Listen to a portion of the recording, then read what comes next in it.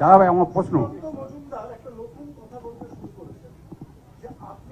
নন্দীগ্রামে শুভেন্দু বাবুর বিরুদ্ধে নির্বাচনে দাঁড়ানোর প্রস্তুতি নিচ্ছেন না, তাই জন্য বিভিন্ন সুকান্ত মজুমদারকে বলুন ওটা ওনার মনের সুপ্ত বাসনা হতে পারে, কিন্তু তৃণমূলের আভ্যন্তরীণ বিষয়টা তৃণমূলের উপর ছেড়ে দিক। আমাকে দল যেভাবে যেখানে কাজে লাগাবে আমি সেখানে সেভাবে কাজ করব। আমাকে যদি বলে নন্দীগ্রামে দাঁড়াও আমি দাঁড়াবো, আমাকে যদি বলে দার্জিলিংয়ে দাঁড়াও আমি দাঁড়াবো, আমি অন রেকর্ড বলছি। আর সুকান্ত মজুমদার যদি অতই পারদর্শী হতো তাহলে 8,000 ভোটে জিততো না। খেলে দিলেন সুকান্ত মজুমদার, এটাকেই বলা হয় রাজনীতি, যেখানে মোড় ঘুরিয়ে দিলেন সুকান্ত মজুমদার। বললেন যে শুধুমাত্র দক্ষিণ 24 পরগনা থেকে দাঁড়ালে হবে, দম যদি থাকে আর সিএম প্রার্থী হওয়ার মতো সাহস যদি থেকে থাকে, অর্থাৎ তিনি দাবিদার যদি হতে পারেন, তাহলে জানেন নন্দীগ্রাম থেকে দাঁড়াবেন। ইনফ্যাক্ট এমন একটা খেললেন সুকান্ত মজুমদার যে নন্দীগ্রাম থেকে দাঁড়াতে পারেন। এবার সাহস থাকলে অভিষেক ব্যানার্জি সত্যি নন্দীগ্রাম থেকে দাঁড়িয়ে একবার দেখিয়ে দেবেন যে উনি কত বড় লিডার হয়েছেন তৃণমূল কংগ্রেসের। দেখুন সুকান্ত মজুমদার তো খেলে দিয়েছেন। এখানে জাতীয় নির্বাচন কমিশনের যা তথ্য ডায়মন্ড হারবারকে নিয়ে এসেছে, এবং সেখানকার নাম করা Jahangir, by the people, of the people, to the people, যা কাজ করেছেন, ঘোড়ার নাল চোখে পড়ে যেভাবে কাজ করেছেন, সেই তথ্য নির্বাচন কমিশনকে চমকে তো দিয়েছেনই। এদিকে রাজ্যের মুখ্যমন্ত্রী মমতা ব্যানার্জি পর্যন্ত আপা হারিয়ে ফেলেছেন, যেখানে জেলা শাসকদের সাথে বৈঠকে গিয়ে নিজের মুখে বলছেন যে দিল্লি থেকে যে এক্স অফিসারকে পাঠানো হয়েছে তাকে ভয় পাবেন না, আমি আছি। ভাবুন, এত কনফিডেন্সিয়াল একটা মিটিং যেটাকে ডেকেছেন মনোজ পন্থ, উপস্থিত ছিলেন মুখ্যমন্ত্রী মমতা ব্যানার্জি, উপস্থিত ছিলেন জেলা শাসকরা, সেখান থেকে খবরটা কিন্তু হাইলাইট হয়ে গেল, ভাইরাল হয়ে গেল। মানে কেউ না কেউ যে সেই বৈঠকে উপস্থিত ছিল তাদের মধ্যে কেউ না কেউ তো লিক করেছেন, কেউ তো আছেন যিনি রাজ্যের স্বার্থে ভাবছেন, কেউ তো আছেন যিনি দেশের স্বার্থে ভাবছেন এবং বুঝতে পারছেন যে দেশ বিরোধী সরকার চলছে, একে টিকতে দেওয়া যাবে না। সমস্ত কিছু ফাঁস হয়ে যাচ্ছে। সমস্ত খবরের ডিটেলসে যাওয়ার আগে নমস্কার, আমি অদ্বিতীয়া রয়। আজকে আবার চলে এসেছি আমার ছোট্ট ইউটিউব চ্যানেল সঙ্গে অদ্বিতীয়ায়। আপনাদের সকলকে প্রণাম ও ভালোবাসা জানিয়ে আজকে লাইভ আমি এখান থেকে শুরু করি। আমি শুরুতেই আপনাদেরকে বলবো যে মনোজ পন্থ মুখ্য সচিব একটি বৈঠক ডেকেছিলেন, যে বৈঠকে নাকি আলোচনা হওয়ার কথা ছিল উন্নয়ন বিষয়, অর্থাৎ যতই এসআইআর এর চাপ থাক না কেন জেলা শাসকরা যেন বাংলার উন্নয়নের ক্ষেত্রে কোনো রকম গাফিলতি না করে। এবং সেই বৈঠকে মমতা ব্যানার্জির মুখে শোনা গেল এক্স অফিসারের নাম। দিদি নিজে বলছেন যে ভয় পাবেন না, আমি জানি দিল্লি থেকে পাঠিয়েছেন একজন এক্স অফিসারকে, যাকে ভয় পাবার কিছু নেই, আমি আছি। উদ্দেশ্য একজন ব্যক্তির দিকে, যে ব্যক্তি রাজ্যেরই শীর্ষ আমলা ছিলেন, তিনি আর কেউ না, তিনি হচ্ছেন স্পেশাল রোল অবজারভার হিসেবে যাকে পাঠানো হয়েছে, যে পদে নিয়োগ করা হয়েছে 1990 এর আইএএস অফিসার সুব্রত গুপ্তা। ওনাকে নিয়েই উদ্দেশ্য করে বলেছেন, কারণ তিনি অলরেডি নিয়োগ করার পর থেকে কাজ শুরু করে দিয়েছেন, এবং উনি যেভাবে কাজ শুরু করেছেন সেখান থেকে বিভিন্ন অলৌকিক ঘটনাগুলি ধীরে ধীরে সামনে আসতে শুরু হয়েছে। যে বৈঠকে জেলা শাসক সহ এই মহকুমা শাসকরা ছিলেন, অর্থাৎ ডিএম, এসডিও, বিডিওরা ছিলেন, সেখানে হঠাৎ করে মমতা ব্যানার্জি নাকি চলে আসেন এবং নিজে বলেছেন যে এসআইআর এর জন্য আপনাদের যে চাপ যাচ্ছে সেটা আমরা বুঝতে পারছি, তবে বাংলার উন্নয়নের কাজ যেন উপেক্ষিত না হয় সেদিকে আপনাদেরকে দেখতে হবে। এবং তার সাথে তিনি বলেছেন যে একজন এক্স অফিসারকে পাঠানো হয়েছে, কিন্তু আপনারা ভয় পাবেন না, কোনো চাপ নেই। আমি শুনেছি যে রাত্রি 9টা-10টার পর নাকি ফোন করে ভয় দেখাচ্ছেন, কিন্তু ভয়ের কোনো কারণ নেই, আমি আছি, আমি রয়েছি। অর্থাৎ ভাবুন, রাজ্যের মুখ্যমন্ত্রী মমতা ব্যানার্জি ওপেনলি এরকম টাইপের বক্তব্য রাখছেন, যেটা নিজের মধ্যে একটা আনকনস্টিটিউশনাল কথাবার্তা, যেটা সমস্তটা কিন্তু জাতীয় নির্বাচন কমিশন দেখছেন। মমতা ব্যানার্জি তার 100% এই এসআইআর প্রসেসে ঢুকে গেছেন, চাইলেই কিন্তু যে কোনো টাইমে রাষ্ট্রপতি শাসন জারি করতেই পারেন, লাগু করতেই পারেন। কিন্তু তারপরেও মমতা ব্যানার্জির এত আস্পর্ধা, যেখানে সমস্ত কিছু শোনার পরেও জাতীয় নির্বাচন কমিশন এখনো চুপ রয়েছেন, যেখানে মমতা ব্যানার্জি আবার টার্গেট করে বলছেন যে অফিসারকে দিল্লি থেকে পাঠানো হয়েছে তাকে ভয় পাবেন না। আর সেই কনফিডেন্সিয়াল টক ভাইরাল হয়ে গেছে সেই বৈঠক থেকেই। তার মানে সেই বৈঠকে উপস্থিত কেউ না কেউ কথাটি ফাঁস করে দিয়েছেন। আসলে রাগটা হচ্ছে সুব্রত গুপ্তাকে নিয়ে। তিনি কাজে নিয়োগ হওয়ার পর থেকে এসে বলে দিয়েছেন যে একদম সন্তুষ্ট না, বিএলওর প্রতি তো একদমই সন্তুষ্ট না, কারণ জানা যাচ্ছে যে বেশ কিছু বিএলও নাকি কম্প্রোমাইজ হয়ে গেছেন। কমিশন সূত্রে খবর রয়েছে যে বেশ কিছু বিএলও কম্প্রোমাইজ হয়ে গেছে এবং যেখানে সুব্রত গুপ্তা সহ আরো 13 জন শীর্ষ আধিকারিককে পাঠানো হয়েছে পুরো প্রসেসটাকে আবার ফিল্টার করার জন্য।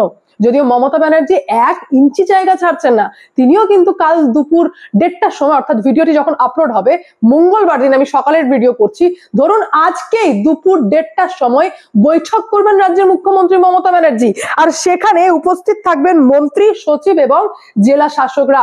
দেখার বিষয় হচ্ছে যে আবার কি ফন্দি আটেন, কারণ এক ফন্দি তো ফাঁস করেছেন অলরেডি, নির্বাচন কমিশনের দিক থেকে ফাঁস করা হয়েছে, যেখানে জানা যাচ্ছে যে 2208টি বুথে কোনো মৃত ভোটার, স্থানান্তরিত ভোটার, মানে এক স্থান থেকে অন্য স্থানে যাওয়া ভোটারই নেই। অলৌকিক একটা ঘটনা ঘটে গেছে, ম্যাজিক ঘটে গেছে সেই সমস্ত বুথে। আপনারা যদি দেখতে যান যে এই ধরনের বুথ যে সমস্ত জেলায় অপেক্ষাকৃত বেশি, অর্থাৎ যেখান থেকে 100% ইনামুরেশন ফর্ম ফেরত এসেছে, যেখানে কোনো ব্যক্তি মারা যায়নি, এক জায়গা থেকে অন্য জায়গায় যায়নি, ডুপ্লিকেট ভোট তো দূরের কথা, সেই বুথের শীর্ষে রয়েছে যে জেলা, সেটি হচ্ছে দক্ষিণ 24 পরগনা। দক্ষিণ 24 পরগনার নাম সব থেকে আগে এসছে। জানা যাচ্ছে সেখানে 760টি বুথে 100% ইনামুরেশন ফর্ম ফেরত এসছে। এই খবরটি যখন নির্বাচন কমিশন নিজে থেকে জানিয়েছেন, ওনার ওয়েবসাইটের মাধ্যমে জানতে পেরেছি, খবরটি ভাইরাল হয়েছে, তখনই আমার একজনের কথা মনে পড়লো, সেটা হচ্ছে জাহাঙ্গীর, যিনি বিএলওদেরকে বৈঠক করে বলে দিয়েছিলেন যে ভাই মৃত ফর্ম হতে পারে, সেটা আমাদেরকে দিও, আমরা কাজ বুঝে নেব। আর এই যে কাজ বুঝে নেবো, অর্থাৎ এই ঘোড়ার নাল পরে যেভাবে of the people by the people কাজে নেমে পড়েছিলেন, তাতে বুঝিয়ে দিলেন যে অশিক্ষা এবং রাজনীতি দুটো মিশে গেলে এইরকমই একটা রেজাল্ট সামনে আসে। যে government of the people, government by the people, government for the people, যে রেজাল্ট চোরকে বুঝিয়ে দেয় যে বেটা তুমি চুরি করেছো, আর সেই চুরি ধরা পড়েছে। অবাক হবেন না এটা জেনে যে দক্ষিণ 24 পরগনার যেমন 100% নাম এসেছে ইনামুরেশন ফর্ম ফেরত দেওয়ার মধ্যে দক্ষিণ 24 পরগনার, দ্বিতীয় স্থানে রয়েছে পুরুলিয়া। পার্থক্য চমকে দেওয়ার মতো, পুরুলিয়াতে জানা যাচ্ছে 228টি বুথে 100% ইনামুরেশন ফর্ম ফেরত এসছে। কোথায় দক্ষিণ 24 পরগনায় 760, আর তার সঙ্গে দ্বিতীয় জেলার পার্থক্য হচ্ছে 228টি বুথ, মানে হিউজ পার্থক্য। সেরকম ভাবে পরপর আমি দিয়েছি, দেখুন তৃতীয় এবং চতুর্থ স্থানে রয়েছে মালদা, মুর্শিদাবাদ এবং আলিপুরদুয়ার, কোচবিহার। এভাবে একের পর এক তথ্য সামনে এসেছে, যেখানে পরিষ্কার বোঝা যাচ্ছে যে ফুল স্ক্রুটিনি করার পর এরকম ভয়ঙ্কর তথ্য সামনে এসেছে, যেখানে দক্ষিণ 24 পরগনা এমন একটি জেলা যার 760টি বুথে একটিও মৃত ভোটার নেই, সেখানকার মানুষজন মারা যায় না, সমস্ত মানুষ জীবিত রয়েছে এবং স্বচ্ছ সবল স্বাভাবিক রয়েছেন। শুধু তাই নয়, কতটা ডেপথে গিয়ে ফিল্ট্রেশন করা চলছে, বা বলতে পারেন স্ক্রুটিনি করা চলছে। আবার ভেবে দেখুন, একটি মাত্র ফর্ম ফেরত আসেনি এমন বুথের সংখ্যা 542টি, এটা জানাচ্ছেন কমিশনের দিক থেকে।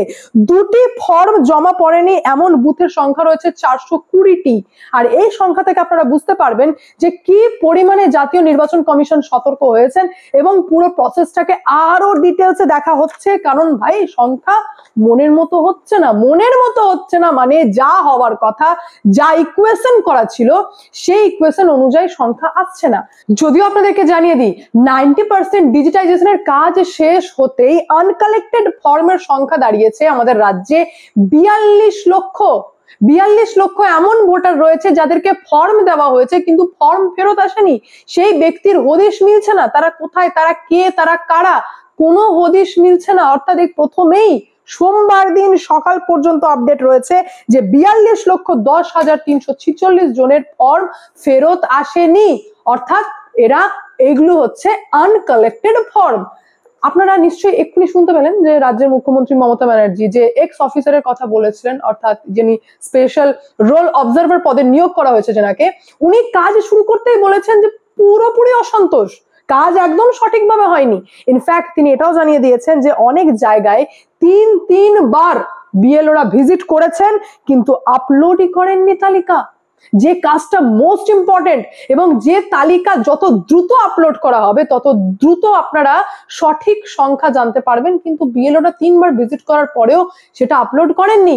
ইনফ্যাক্ট তিনি তো এত বড় কথা জানিয়েছেন যে স্থানীয় প্রশাসনের কর্তারাই নাকি বিএলওদেরকে বলেছেন যে এখন এত জলদি, অর্থাৎ এত তাড়াতাড়ি ফর্ম আপলোড করার দরকার নেই, এখন ডিজিটাইজেশন করার দরকার নেই। সঠিক সময়ে আমরা ঠিক আপনাদেরকে জানাবো, তখন আপনারা ডিজিটাইজেশন করবেন, প্রসেসটি করবেন, এমন কথা নাকি জানিয়েছেন স্থানীয় প্রশাসনের কর্তারাই নির্দেশ দিয়েছেন। বিএলওদেরকে এমন তথ্য হাতে লেগেছে এই আইএএস অফিসার সুব্রত গুপ্তার কাছে। জাতীয় নির্বাচন কমিশনের দিক থেকে আরো একটি বড় পদক্ষেপ নেওয়া হয়েছে, রাজ্য সরকারকে বাইপাস করে, রাজ্য সরকারের উত্তরের অপেক্ষা না করে এইবার অর্থ দপ্তরের ছাড়পত্র ছাড়াই সিইও দপ্তরকে স্থানান্তরিত করার, অর্থাৎ ঠিকানাকে পরিবর্তন করার, পাল্টানোর সিদ্ধান্ত নিয়েছেন জাতীয় নির্বাচন কমিশন। অর্থাৎ যেখানে সিইও দপ্তর রয়েছে সেখান থেকে সরিয়ে আনতে হবে সিইও দপ্তরকে।